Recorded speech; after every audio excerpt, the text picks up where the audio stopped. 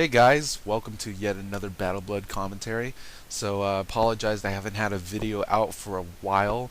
That's because with the arrival of Winter Tusk, I've been doing a lot of research into that, looking into ways to deal with the new problem now because stun shields only come up one at a time now after stun skills in use. So chain stunning is back in the game by I don't even know what to say about those types of plays. So, yeah, I haven't been doing too much commentating, been doing a lot of the waterworks to try to help get my team their gear. So, and we're loving the universal resistance that we're getting. But, always nice to look back on some matches and basically, detail and still find different ways of play, different great plays in our old matches and whatnot. So, uh, gonna just upload any relevant strategies and whatnot. So, anyways, we're up against a what I believe is a triple ice and life at this point. And so, as you can see, Fallon, we're getting very comfortable with countering Bladestackers, and Fallon's already got the disarm out to remove that. And it looks like Kieran was expecting maybe a an infection of some sort, or no, he did have the infection on him first round, so he got rid of that right away. Um, I'm not sure if Jessica is the ice. She might be an ice with arena gear, but we'll see soon. I mean, I didn't watch this video. I normally don't watch the matches until I start doing the commentaries. So already when this is back from April 9th, when it's a month later, just tend to forget what schools they were, and it's hard to check on what they were. 'Cause, I use Xfire to record my videos, and it records by date. It doesn't really let you rename it in any way, shape, or form. So anyways, you can see we're getting ready for anti-stun. I mean, this is a triple conviction on our side, and the other side's making sure they're not being surprised with any stuns of any sort, so they have convictions on that end. So anyways, Ronan is gonna go ahead and put up some shields. We're gonna wait until these guys start, make sure he can't be stopped. And now we're transferring shields to the other players now that Cass has a few extra. So we've changed up our build a little bit here. And also we have some new cards on our deck, I think. I mean, our decks are always changing every game. There's either a fluctuation of, taking out one card for another, or basically just substituting certain cards for one another. So anyways, we're at this point. Do we want an Earthquake at this point? No, we're just going to get rid of some shields, going to let Fallon build up it even stronger, and I think Ronan will be ready to basically put him into a Nova window. I mean, he had it up before, but we had him cancel that and basically build up his pips. I'm going to stop the last player from hitting. Put a stun on her. Make sure she can't throw out all those blades just yet. None of us being able to find Earthquake at this time, I believe. So we're just going to go ahead and toss this out here. Plus, they still have the plagues on them. So, anyways, going to strike them with that stun, hold them in place, and basically allow Cass's Storm Elf to knock out all those Storm Shields off that life player, off of Kieran.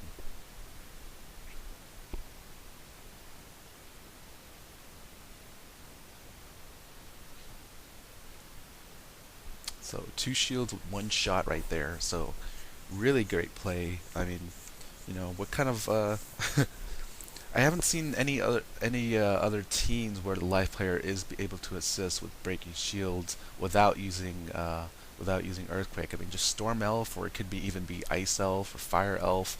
That's incredible. Maybe even Poison if she has the Death Amulet. But you know, just different styles of play and thinking ahead and whatnot. So now he is unprotected. All of them are unprotected, and that's their flaw at this point. So anyways, Ronan's going to continue to pack on some damage right here. We know Kieran's going to be hit pretty hard. The others will be surprised. They are down until the last conviction, so they're ready to be stunned next turn if necessary. But now we have a window open right here with their life player being exposed. So here we go, double blaze and a gargantuan storm lord into these players.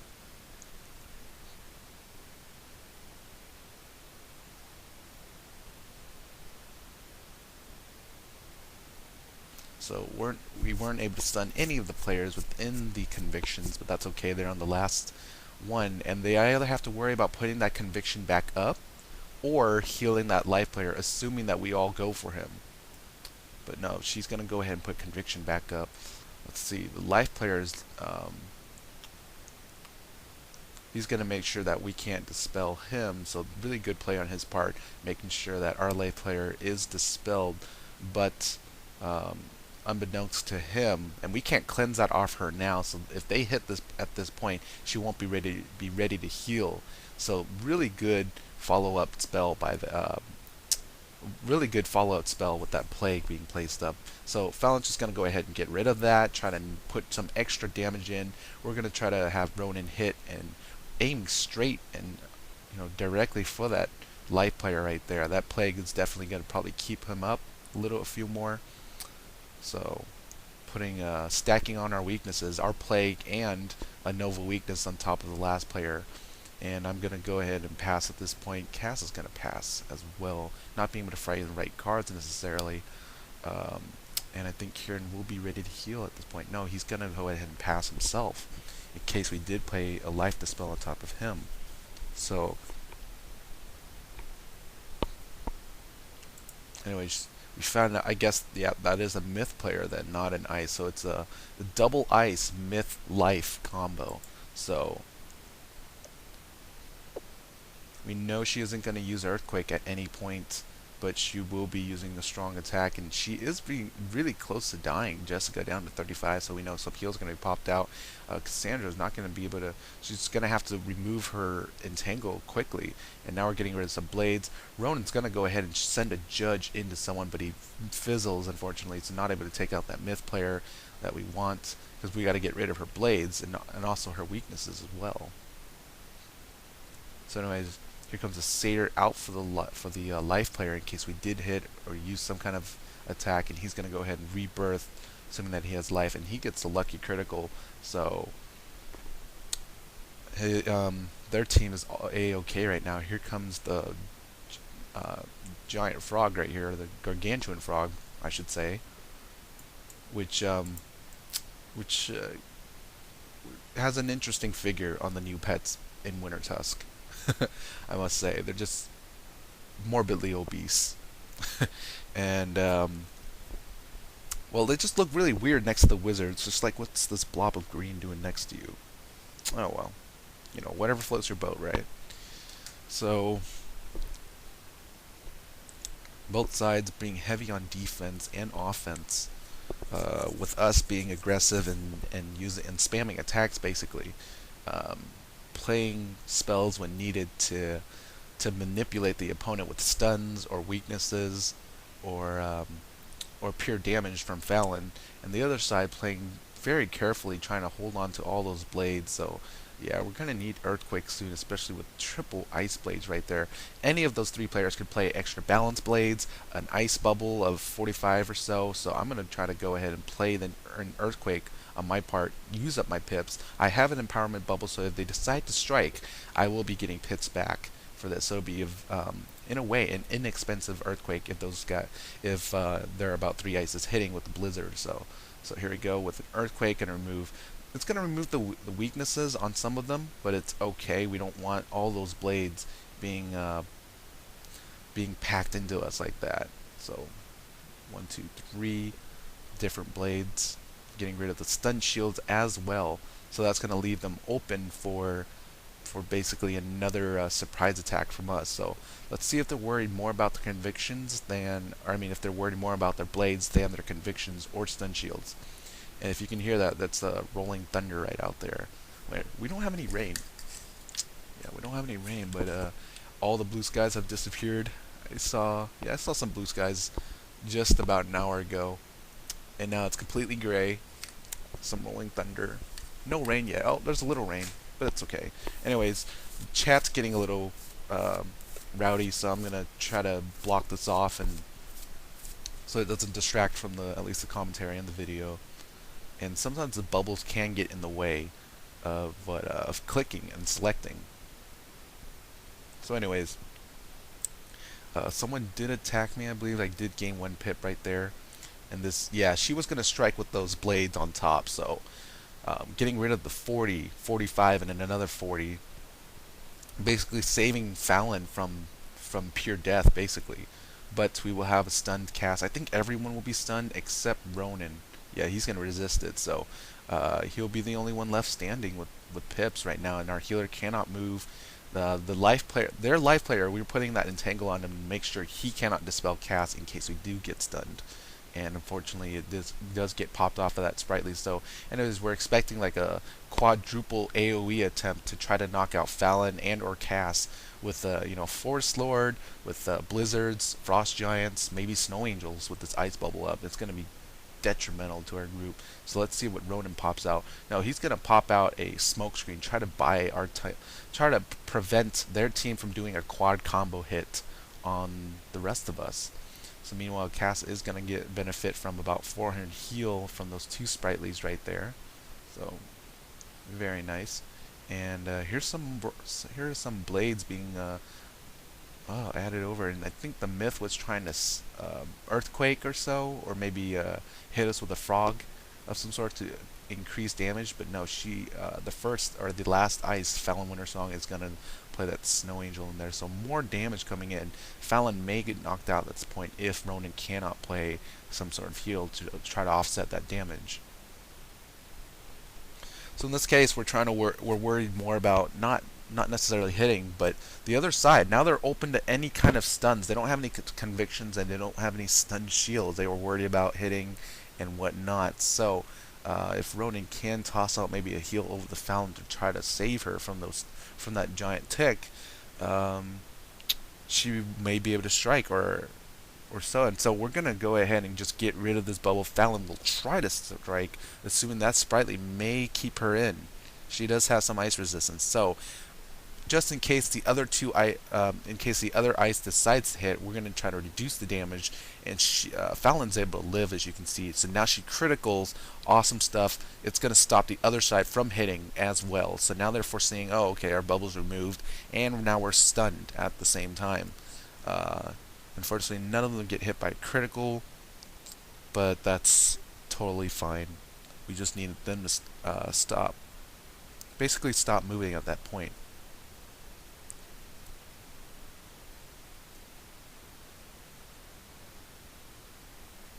Some more sprightly. So sprightly's going to keep Fallon up, try to keep Fallon up from that Snow Angel tick right there. Cassandra will be able to play a rebirth, and now I'm building my pips in case I need a rebirth soon as well. A triple rebirth ready. Cassandra with full pips, so she's able to do a rebirth at least twice, or even more if she has the elucidated or simplified rebirths. So anyways, those other players, they've got high health and they've got pretty much high resist at this point. So hurting them and trying to kill all of them at the same time is not our priority right now. Right now, we need to worry about survival. We need to worry about potentially harmful blades that may pop up from somewhere. But with Amanda Dreamstalker at the very front, no one's going to be able to blade her up unless the other 3 pile it onto her. And meanwhile we see, okay, their life player right now, he's missing about 1/4 of his health, so let's all send in some kind of attack over to him. They may not foresee like a quad attack of some sort, or triple attack in this case. Fallon's going to try for another Stormlord. Let's see if they try to shield him up and whatnot. So here comes a Frost Giant. I critical, but I think it'll get blocked because Ice does have a low critical rating compared to what kind of block is available for everyone else. But even more damage being dealt to all their other players. We need to take out that life player, make the ice players worry about healing him so that they're not hitting as often, and that kind of destroys their build down a little bit. Cassandra going to go ahead and toss out her pips. We're not worried about heals at this point. We just need to cause them to to basically panic. Oh no, that their life player is in the major red zone, is in a critical zone that's nearing death. With our storm wizard, uh, with 5 pips right now, she gets a power pip. She'll be able to strike with a storm lord. They're going to worry about healing and not hitting, so that'll save our team some health points. It'll give us some recovery time. We'll be able to build up pips as fast as the other side does when they're trying to recover pips after healing any of their teammates. So here we go. Sprightly's gonna help offset those ice ticks, and Sprightly for the other side will help them recover some of that damage we dealt to them. So when you're fighting against Sprightly heavy opponents, when you've got a bunch of ticks and whatnot, best to wait until the Sprightly ticks are almost done, because you really do, unless you're ready to kill them all in one turn, it's really not worth letting all the Sprightlies return to that state. So anyways, she's going to send him a heal, and he's going to shield himself. No, he's going to put up the ice bubble. So let's see what the myth does here. She won't be able to stun, but she is going to play in some more damage cards right here. So getting rid of her absorbs, adding pressure to our side. So interesting play here. Let's see what Fallon does here. Fallon Wintersong with 4 pips. Kieran getting yet another Sprightly, so we need to strike him down fast. It does take away his guiding light, so that's a huge Sprightly. We, instead of letting him heal up all those points, getting all those points, all those health points back into his pool, we basically should take him out at the point. He only has 900 health. Fallon does have a Storm Lord. Let's see if Ronan has an attack. He's going to be able to Blade, and I said, you know what, instead of a Blade, let's go ahead and Sandstorm at this point. Yeah, I remember this match too well. Said, you know what, let's go with the Sandstorm, because if you think about it, only 30% a Blade, 25 or 30% of a Storm Lord is not as great. It's not the equivalent to 1 Sandstorm hit, but he fizzles anyway. So the other side gets a little break at this point, but and Fallon does have that gargantuan Stormlord. We need to take him out before all those Sprightly ticks take him back into the game. We need them to rely on active heals, not passive like a Sprightly. That does break through anyway. Didn't need the Blade or the Sandstorm, so we do take him out, and all of his Sprightlies are dropped off. So that's really good news for us. He's only going to recover based on whatever pips, based on whatever heals are given to him from his allies, but not from the Sprightlies now when he had 4 of them. So anyways, we're going to try to keep the first player from putting, they're expecting, we're expecting the player with the most pips right here to maybe play a Rebirth, having seen our strategy a little bit, or place a Satyr to try to save the light player to allow him to use pips. But no, she's going to go ahead and Blade up the last player. Let's see if the other two send him a Satyr of any sort. No, that she's going to attack. So I'm not sure if they foresaw Fallon being able to take him out just like that. They were relying probably on those 4 Sprightlies to keep him in, and that Fallon wouldn't have been able to struck hard enough. So kind of interesting here. Wondering exactly what they're trying to do at this point. Why they're not taking care of the life player that had only 900 health before he died. He had 4 Sprightly ticks with one that took up a guiding light, but as you can see, the life player at 900 health with Fallon with 7 pips and Ronan with 4 pips at that time. How come they didn't send any heals over to him? I wonder if they didn't have any. But Fallon, I think they're relying maybe right now on hits to try to get to us at this point. So Fallon's going to make sure they cannot move. And in case a cleanse is being placed out, Cassandra doing a beautiful job of playing the, playing the Entangle over the Melt in case they decide to cleanse. Because right now the other team it looks like they're worrying about hits and not heals. That's the only thing I can think of in terms of why they aren't healing that life player, or why they didn't send an anticipated heal. Anyway, she is gonna Earthquake, so So seeing the myth player's pips as well, and knowing that, hey, we don't have convictions, that we need to stop that ice from hitting at any point, because she may throw out a frost giant really hard and try to stop us altogether. You know, stun us, and then the other ice will be able to hit next. But we end up taking out that frost giant that she was trying to play. So, you know, all those blades kind of wasted on that player. They could have placed it on Amanda instead and let her hit. But no, they didn't do that. So now we're going to take out that myth player. We don't want her living anyway of the sort. We're basically trying to suppress the number of cards that are coming out from the other team. So now she's taken down. Let's see if they anticipated that and send any heals to her to make sure she's alive, or if they'll send it to the life player. At least that myth player now has lost her sun shields, has lost her pips, and that's all we needed at this point. So now I'm going to make sure we can't get any surprise stuns from that first wizard, and going to try to prevent her from healing now. Only the last player not able to play a heal either.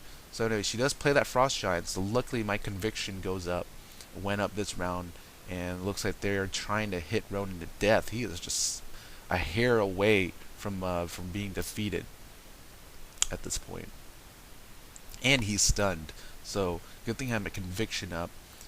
Resisted that stun, so now I can react, and they probably weren't expecting that, or they were probably relying on the lack of stun shields to do anything. Anyways, more blades. She threw out a pip to place more blades, so I'm really not sure what that was about.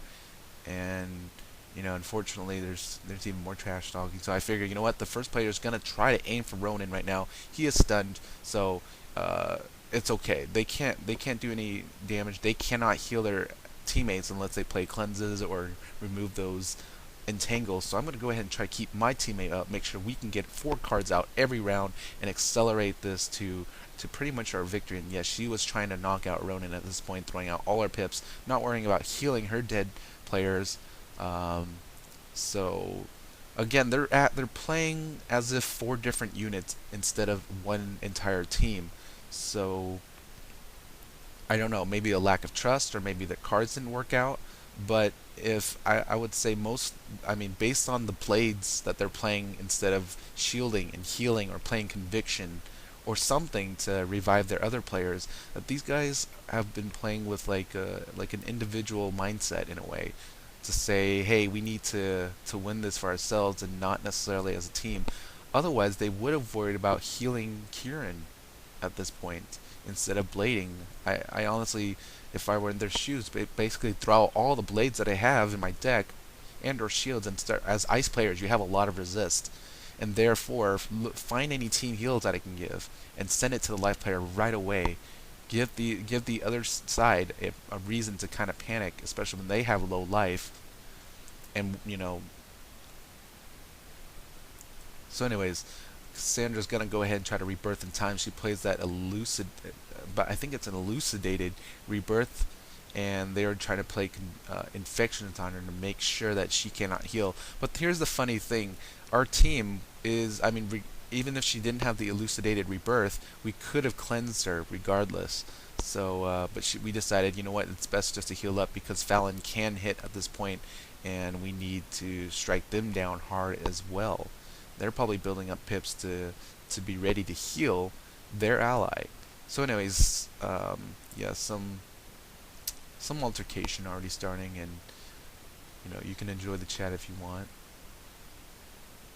It's been a while, and it really doesn't matter at this point.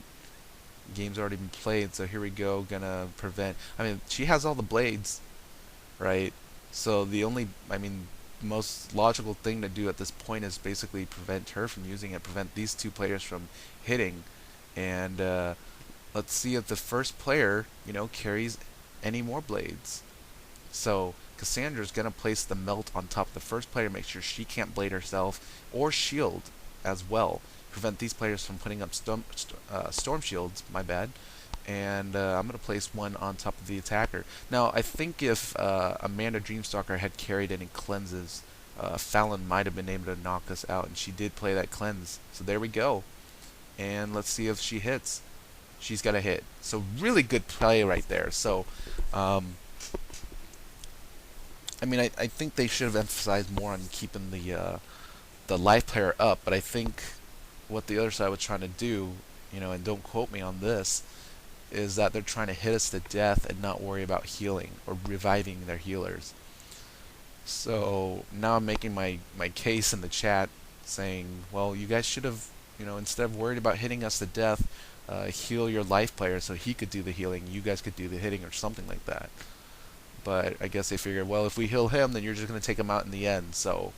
Um, so then I guess the ice players could work together, play two satyrs of some sort, and try to build up his health high enough that he doesn't get knocked out in the first round, and then start playing shields all over him. So anyways, um, so yeah, this ice bubble playing very nicely into our hands.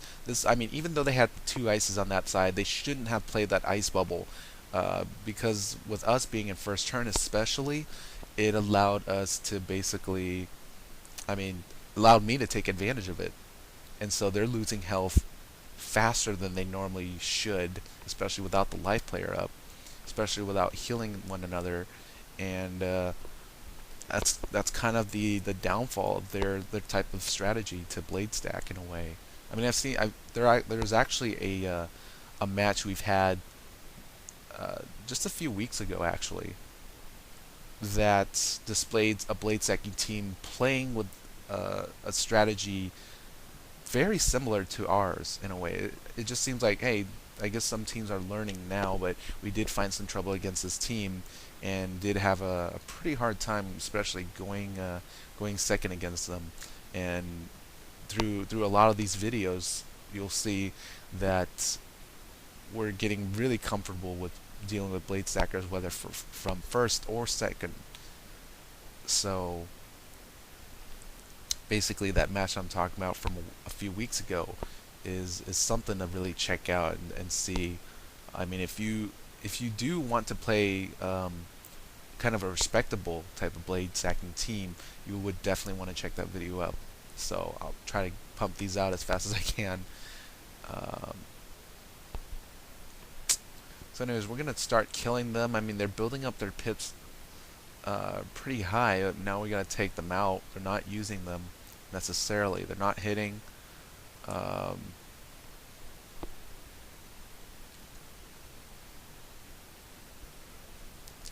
let's see. I'm going to power just to make sure I'm ready to react in case these two players do hit with like a blizzard or some sort. If they're still living somehow, and they'll play attacks under this ice bubble, it may knock Fallon out. It may knock out some of my other teammates out. So gonna make sure we can react as quickly.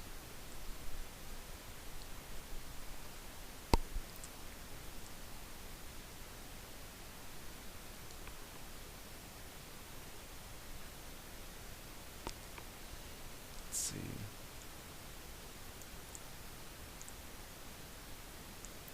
So here we go. This blizzard playing into my hands at this point.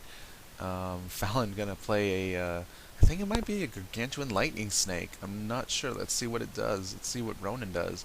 And I mean, if we all hit, it is definitely going to be the end of this match. That's for certain. That's for sure. Let's see. Yeah, maybe a gargantuan, because even though it resisted, it still did about 120. So that's kind of the uh, original damage of the lightning snake. So yeah, we end up taking out this team. So definitely keep your life players up if you bring one. Otherwise, bring in like 4 ice. If you have a myth player, protect them as best as possible as well. And because they didn't do that, they ended up slipping under this match. And that's pretty much, I mean, video speaks for itself basically. So anyways, hope you enjoyed this match. Hope this helped you out in some certain way with your team or your playstyles in playing against teams like this. And hopefully you're enjoying Wintertusk as much as we are. I mean, I love the waterworks, and I have a few vlog videos up displaying how we fight the boss rounds from a few days ago. So be sure to check that out if you haven't.